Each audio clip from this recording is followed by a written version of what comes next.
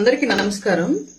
గత ఐదేళ్లు అంటే వైసీపీ అధికారంలో ఉన్నటువంటి 5 ఏళ్ల పాటు జగన్మోహన్ రెడ్డి గారు ఎప్పుడు శ్రీవారి బ్రహ్మోత్సవాలకి లేదంటే వేరే ఇంకేతర కారణాలకైనా సరే తిరుపతిలో అడుగుపెట్టి ఆ దేవదేవుడి దర్శనం చేసుకున్నటువంటి ప్రతిసారి ప్రసాదం ఇస్తే చేతికి ముక్కుకాడ పెట్టుకుని వాసన చూసి మూతి పక్కగా విసిరేసేవాడు లడ్డు.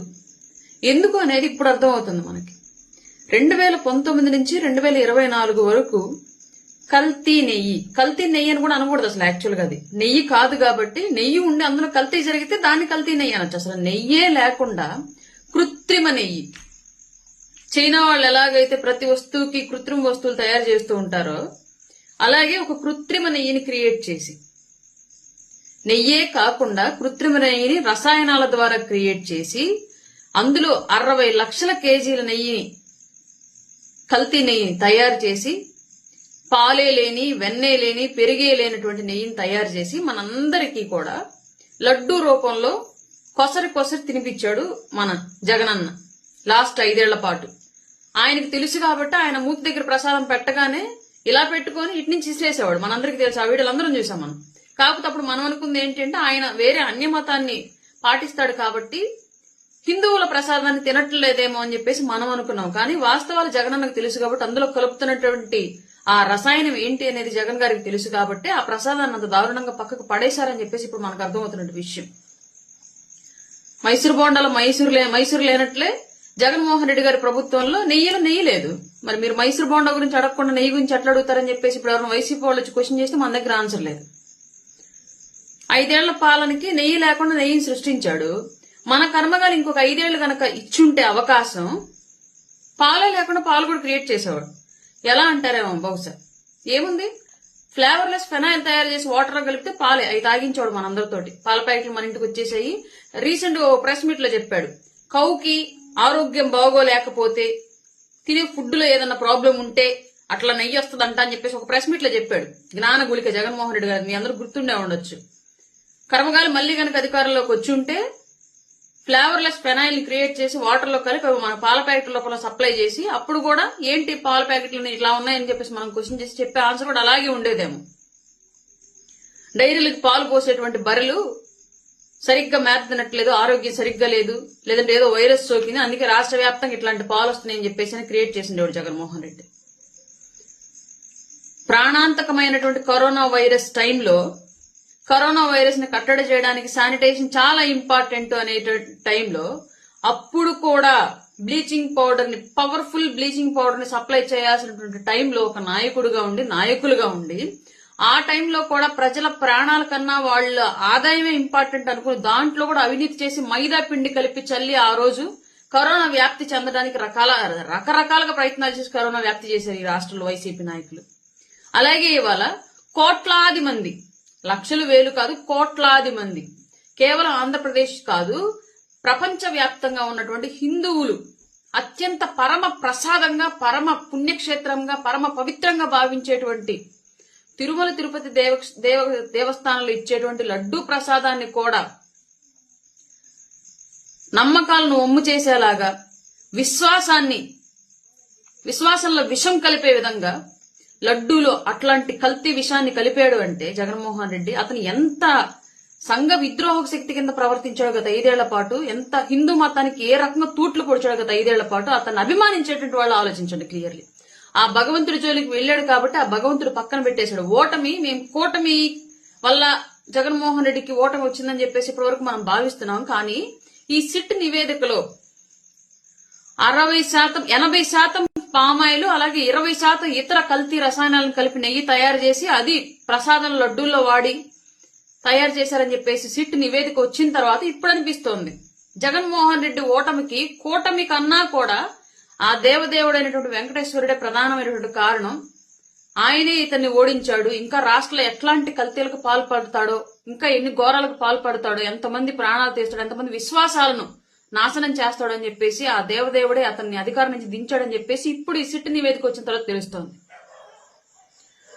పరమ పవిత్రంగా చూసేటువంటి తిరుపతి లడ్డు ప్రపంచ వ్యాప్తంగా ట్రేడ్ రిజిస్ట్రేషన్ కూడా చేయబడినటువంటి లడ్డు ఒక ఊర్లో ఒక భక్తుడు తిరుపతి వెళ్ళొస్తే పక్క ఊరు వాళ్ళు సైతం ప్రసాదం ఇస్తే బాగుండని చెప్పేసి అంత పవిత్రంగా ఎదురు చూసేటువంటి లడ్డూని కూడా అంత దారుణంగా కల్తీ చేశాడంటే పామాయిల్ కొన్నారంటున్నారు. పామాయిల్లో కూడా ఏ పామాయిల్ కొన్నారో మనం ఇప్పుడు ఎక్కడ పడితే అక్కడ చూస్తా ఉన్నాం. కల్తీ పామాయిల్ తయారు చేయడం, జంతువుల యొక్క ఎముకలతోటి వాటిని ఉడికించి తీసినటువంటి ఆయిల్స్ ని పామాయిల్ రూపంలో కలిపి అమ్ముతున్నటువంటి సందర్భాలు కోకొల్లకు బయటపడ్డాయి. మాకు రీసెంట్ కోవిడ్ టైంలో చిలకలూరుపేటలో అట్లాంటి ఒక అరాచకం అనేది బయటపడింది. రీసెంట్ గా కూడా తెలంగాణలో బయటపడింది. ఇట్లాంటి అంశాలు ఎన్నో ఉన్నాయి. పామాయిల్ కొన్నటువంటి పామాయిల్లో కూడా శాకాహార పామాయిల్ కొన్నటువంటి గ్యారంటీ కూడా లేదు ఈ వైసీపీ ప్రభుత్వంలో.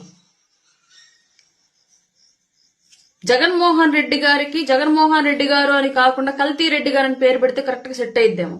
పైగా ఇంత దారుణానికి పాల్పడి హిందువుల మనోభావాలు దెబ్బతీసింది కాక అదే లడ్డును వైసీపీలో హిందువులు కూడా తిన్నారు. అది కేవలం కూటమి నేతలుగా మేం మాత్రమే తినలేదు. వైసీపీలో జగన్మోహన్ రెడ్డి గారి జెండాను మోసిన వాళ్లు కూడా అదే కల్తీ లడ్డును తిన్నారు, అదే పాపాన్ని పంచుకున్నారు. ఇంత దారుణం చేసి కూడా మరలా పంది కొవ్వు కలిపారన్నారు, జంతువుల కొవ్వులు కలిపారన్నారు, సిట్లో అలా రాలేదు కదా అని చెప్పేసి పూజలు చేయడం మొదలు పెట్టారు. ఈ పూజలు ఎలా ఉంటాయంటే చిన్నప్పటి నుంచి ఒక స్టోరీ వింటా ఉంటాం, చాలా మంది వినే ఉంటారు. ఆ స్టోరీ మీకు అందరికి తెలిసే ఉండొచ్చు. ఒక వేశ్య వృత్తిలో ఉన్నటువంటి ఒక మహిళ దేవాలయంలో పూజారిగా ఉన్నటువంటి ఒక పూజారి ఒకే వీధిలో ఉంటే రోజు గుడిలో గంటలు మోగి మంత్రోచ్చరణలు వినిపిస్తున్న ప్రతిసారి ఆ వేశ్య అయ్యో నేను ఈ వృత్తిలో ఉన్నాను, బ్రతకడానికి ఈ వృత్తిని ఎంచుకొని ఆ దేవాలయానికి నేను వెళ్ళలేకపోతున్నానే భగవంతుడా అని చెప్పేసి నిరంతరం భగవంతుడి మనసులో స్మరిస్తూ దేహంతో వ్యభిచారం చేసేటువంటి ఆవిడ ఆ గుడిలో పూజారిగా చేసేటువంటి ఒక పూజారి అయ్యో నేను ఈ దేవాలయంలో పూజ చేయడం మూలంగానే అందరూ వెళ్ళొస్తున్నట్టు ఆ వేశ్య ఇంటికి వెళ్ళలేకపోతున్నానే, నేను అక్కడ ఉన్నటువంటి ఆ సంతోషం ఏంటో నేను ఆస్వాదించలేకపోతున్నానే అని చెప్పేసి గుడిలో పూజ చేస్తూ కూడా మనసులో ఆ వేశ్యను స్మరించేవాడంట ఆ పూజారి. ఇద్దరు చనిపోయిన తర్వాత వేశ్య వృత్తిలో ఉన్నవాడు స్వర్గానికి వెళ్ళింది, పూజారిగా నిరంతరము దైవ కార్యాలు చేసేటువంటి ఆ పూజారి మాత్రం నరకానికి వెళ్ళాడు. ఆ పూజారి క్వశ్చన్ చేశాడు, అదేంటి ఆవిడ పడుపు వృత్తిలో ఉన్నటువంటి మహిళ ఆవిడ ఎలా స్వర్గానికి వెళ్తుంది, నేను నిరంతరం దేవుడు సేవించాను భగవంతుడిని, నన్ను ఎలాగ నరకానికి పంపిస్తారు అంటే అప్పుడు యమభటులు చెప్పారంట, దేహంతో పాపం చేసింది ఆవిడ కానీ నిరంతరం మనసుతోటి ఎప్పుడు భగవంతుడిని స్మరించింది, ఆ దేహాన్ని భూమి మీద వదిలేసి మనసు ఇక్కడికి వచ్చింది కాబట్టి వాళ్ళ స్వర్గానికి వెళ్ళింది. నువ్వు దేహంతో పూజలు చేసావు కానీ మనసులో మాత్రం నిరంతరం పాపాన్ని స్మరించావు కాబట్టి నీ దేహం భూమిలోనే ఉండిపోయింది, నీ పాప మనసు మాత్రం ఇక్కడ నరకానికి వచ్చిందని చెప్పాడంట యమభట్టుడు. అట్లాగే వాళ్ళు వైసీపీ వాళ్ళు చేసింది కూడా అలాగే ఉంది. 5 ఏళ్ల పాటు కల్తీ చేసి భగవంతుడి ప్రసాదాన్ని నిరంతరం ఆదాయం కోసం మీ డబ్బు చూసుకున్నారు తప్ప ప్రజల మనోభావాల్ని మత విశ్వాసాలని అవమానించినటువంటి వైసీపీ పార్టీ వాళ్ళ గుడుల్లో పూజలు చేస్తుందా?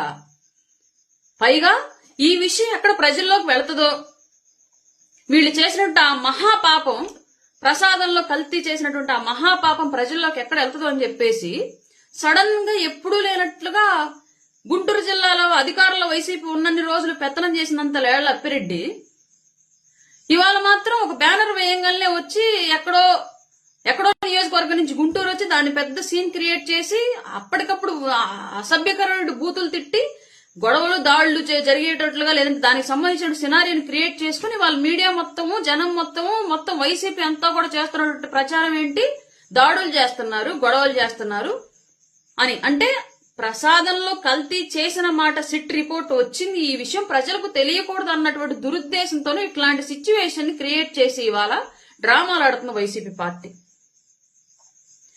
ప్రజలు ఇవాళ తెలుసుకున్నారు కాబట్టే, భగవంతుడు కూడా ప్రజలకు సహకారంగా నిలబడ్డాడు కాబట్టి వాళ్ళ వైసీపీ పార్టీ అధికారం లేదు. మన కర్మగాలి గనక వచ్చి ఉంటే చెప్పానుగా మీకు ఇందాకే, పాల ప్లేస్ లో ఫెనైల్ తాగించేవాడు మనతోటి వైసీపీ పార్టీ వాళ్ళు. పైగా పవన్ కళ్యాణ్ గారిని క్వశ్చన్ చేయడం, ఇంత అవినీతి బ్రతికిన 5 ఏళ్ల పాటు బ్రతికినట్టు వైసీపీ పార్టీలు ఏ ఒక్క నాయకుడికైనా సరే పవన్ కళ్యాణ్ గారిని క్వశ్చన్ చేసేటువంటి రైట్ ఉందేమో ఒకసారి ఆలోచించండి.